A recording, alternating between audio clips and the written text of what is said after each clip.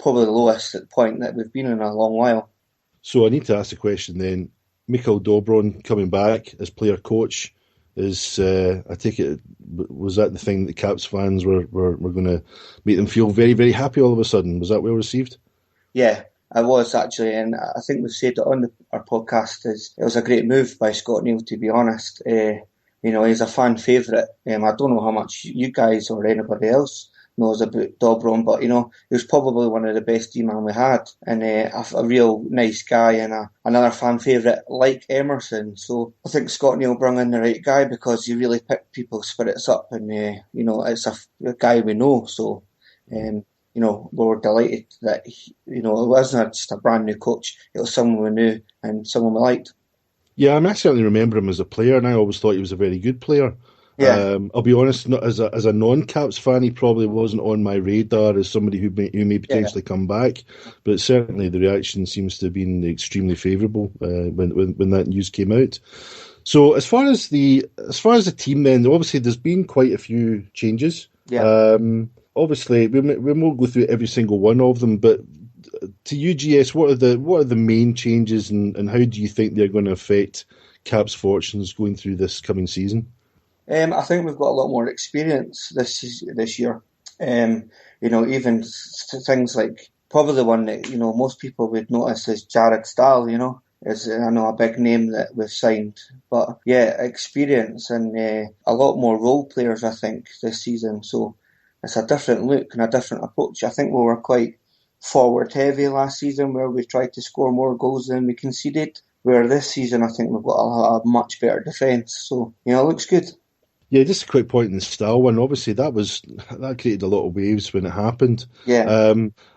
I need to refer to the obvious accusations when something like this happens, and obviously, Coventry have had it as well with the signing of Liam Stewart. Is it more about PR rather than what happens on the ice? What are your own thoughts on that? Well, I don't think you can accuse Caps of ever being all about the PR. I'm glad you said that. No, but I mean, although it has improved this season. So, no, I think, you take away his name and you look at his stats. He's got AHL experience and he's got East Coast Hockey League experience. So, take away his name, I think he's a decent signing as well. Yeah, he's got some famous family and famous brothers. But yeah, I think he looks like a decent signing anyway, whether he's got a famous name or not.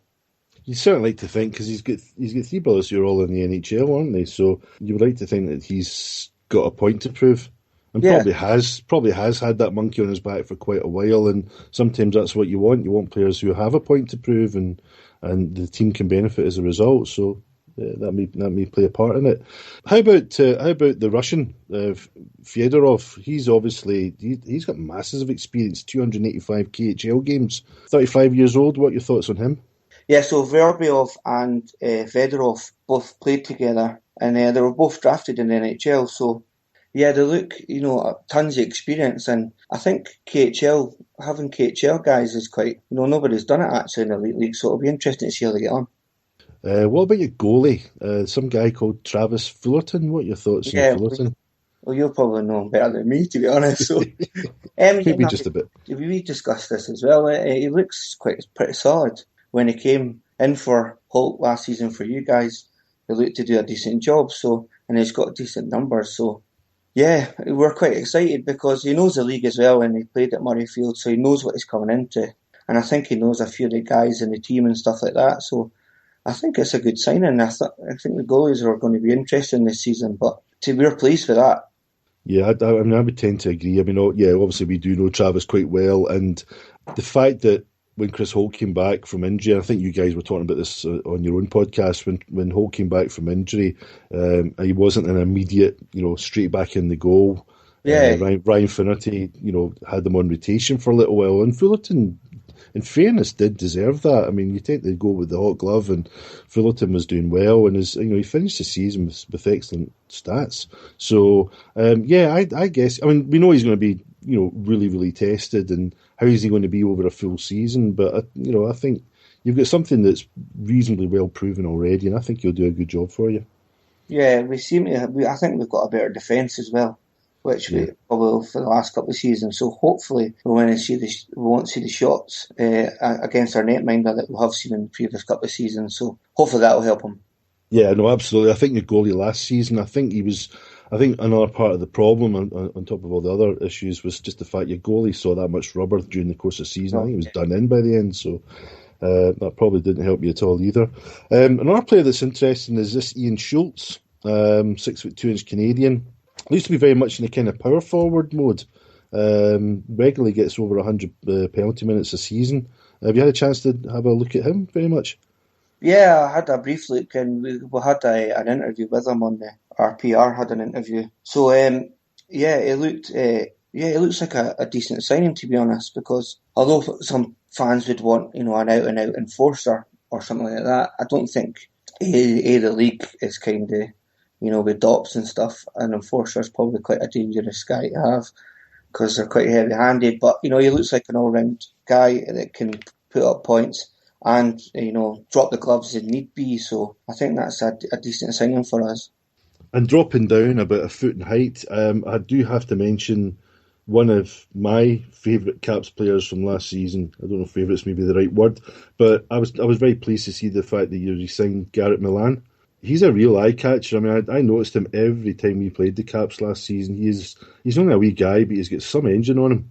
That's it. I think that's quite we've signed big guys and guys that can different roles, and I think he knows he's going to know his role. But yeah, his pace was certainly, and he's skillful as well. Actually, I think some people forget it, but he is quite skillful on the puck and quite strong on the puck. So yeah, he definitely, after last season when he came in, he deserved another season because he played in that Caps team towards the end of last season and he done pretty well.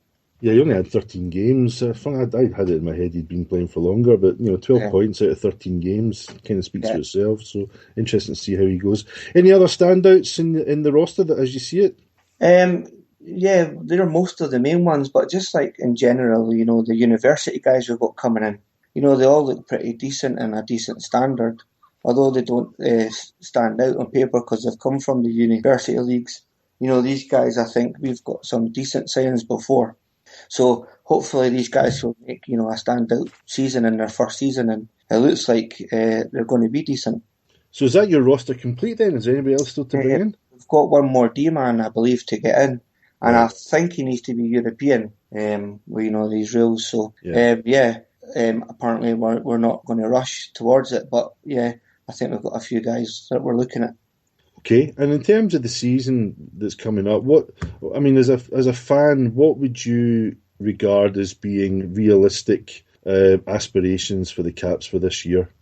Looking at that team, it's hard to be honest. That's a hard question, because you look on paper.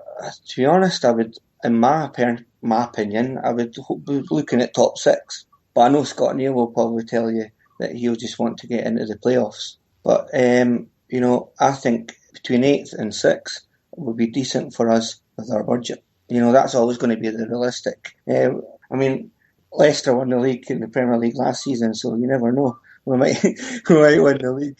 So put your money on Caps before the season starts. I don't think you'll get quite the same odds, but you never know. That's it. I think we just need one decent season, and this is quite an important season. After last season, we'll have to bounce back. So nobody's hoping that more than the Caps fans, that we can have a decent season. And I think, obviously our main goal is going to be to get into the playoffs. But, I think we can build that team and keep it together. 6 certainly looks possible. Yeah, again, not wishing it hard back to last season, but to me, obviously the key would be actually keeping that roster together. If you can do it, and how it looks on paper, then, Caps have got a chance of having certainly the best season for a while. Well, that's it. Yeah, you say that you lose players, but apart from last season and the season when we had money problems, as a few teams did, we have kept our players. So there is quite a stigma going about that the Caps seem to always lose their players. But, traditionally we do, believe it or not. So, yeah, there is no reason why we can't keep the players.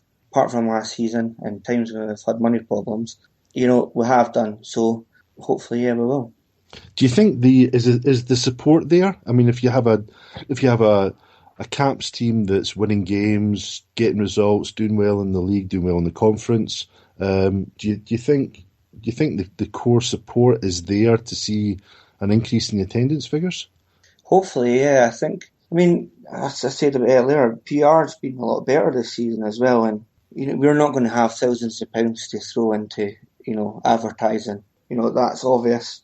And then there's never one issue with the Caps. A lot of people argue it's the rink as well, which I get that as well. As much as I love it, I know that it puts people away. But certainly we can increase our if we can get to 1,000, 1,200, that would be fantastic, and that's realistic, as a first stepping stone. And it's there if we can just put a decent team and start winning games and increase our PR like we've done. So yeah, hopefully.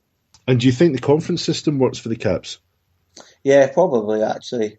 In terms of you guys, the clan, you bring a lot of fans through, and Dundee and Fife. So yeah, it probably does. Yeah, I don't know how you feel about it, but I think in terms of income and stuff for the capitals, it works, and less travelling is probably good for the beer teams.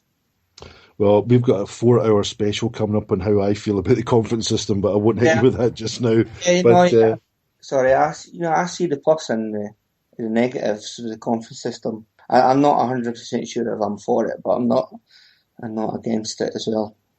Yeah, it's going to be an interesting season, obviously, and I suppose my last question about the Caps is, you had a very East European style of play. You then moved to a North American style of play, potentially back to an East European style of play, and yet the signings and what seems to be happening, not just in the conference but in the league at the moment, it looks as if we're going to go back to quite a lot of toughness.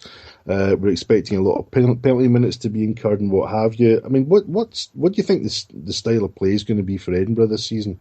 I think it's going to be mostly North American. I think we've got a lot of the guys, but that have played in North America. So we've tried that with Hartman when we went down the Eastern European route, and as much as it's nice to see, I don't think it's the style that you have to play in this league. So yeah, North American.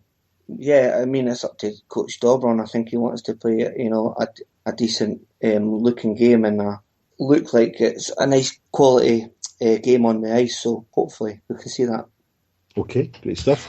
All right, GS. Well, listen, thanks so much for your time. Thanks for coming on.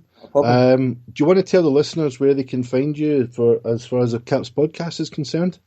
Yeah, you can find us on Twitter and Facebook as @Caps Podcast, and we're on Spreaker as well, which is Caps Podcast as well. Great, thanks for coming on, GS, and and I do wish the Caps all the best for this season.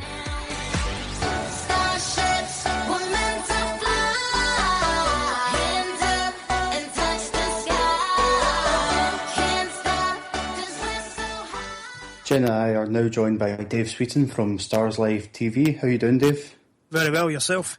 Fine, thanks. Just get you on, talk about Dundee as the season fast approaches. We're just a couple of weeks away now, and you've still got 2 imports left to sign. How far along do you think that is, or is any updates you can give us?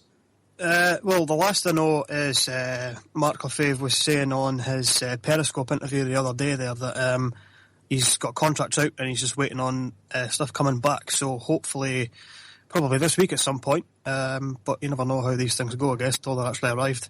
Yeah, and you've got quite a few return imports for last year, 5 in Hart, Brannan, Farina, Switzer, Lidhammer. Do you think that's a good core of guys to build around and try and keep that core of the team going? Oh, definitely, yeah. I mean, the line of Switzer, Farina and Lidhammer was outstanding for us last season. The umpteen points between them and the chemistry between them was really good. It seemed to click really well. And to be fair, it was a bit of a surprise because some of those guys, I mean, Farina came in kind of last minute. Even Mark Lefebvre himself said he only arrived here as a bit of a sandpaper player just to kind of noise up some opposition, and he's ended up being the top point scorer or something. So it's worked out really well, and they were kind of, I think, top of the agenda to get back this season. Yeah, and I remember Farina last year, I absolutely hated him, so he must have been doing something right for you guys. And Talk about your sandpaper guys trying to wind people up. You've signed a former Clan player in Craig Sescon this year. Clan fans all know what he brings to the table in terms of toughness. Do you think that with how productive Farina was last season, that you're trying to get someone else